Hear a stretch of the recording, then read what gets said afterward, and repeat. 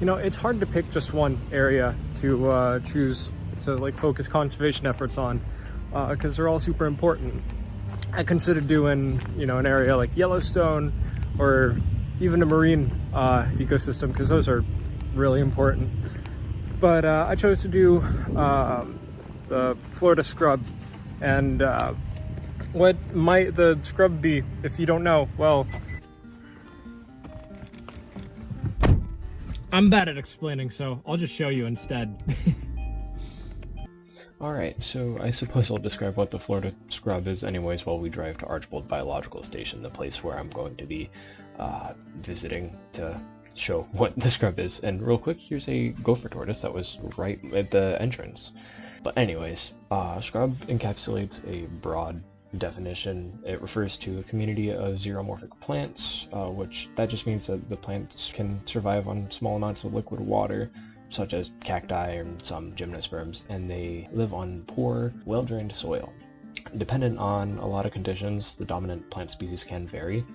In one area of Archbold, the dominant plant species is Florida rosemary, which smells great. Then the part where I walked around, the dominant plant species was mainly saw palmettos and various oaks and pines.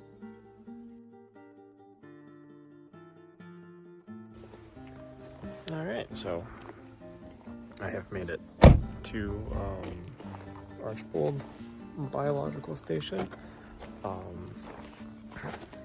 It's a really good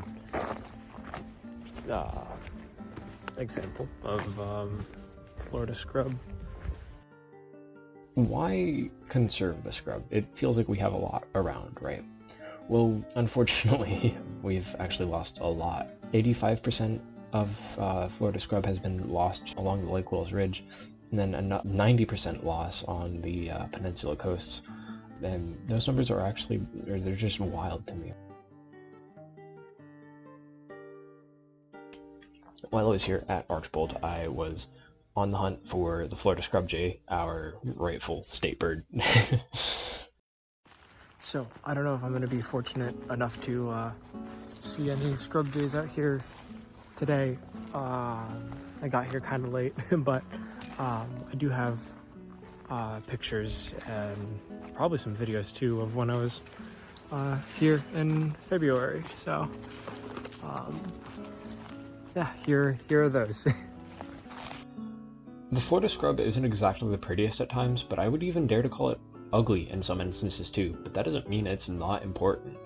173 birds, 43 mammals, 11 reptiles, and 6 amphibians all call the Florida scrub home, and there's a fair amount of endemism too.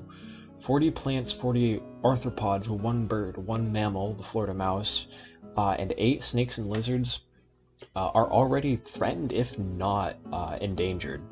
And they're highly dependent on these, scrub habitats.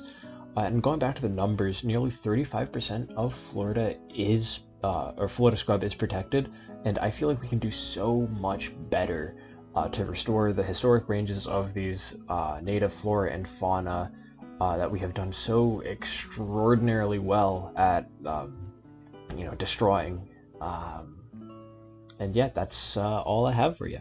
So.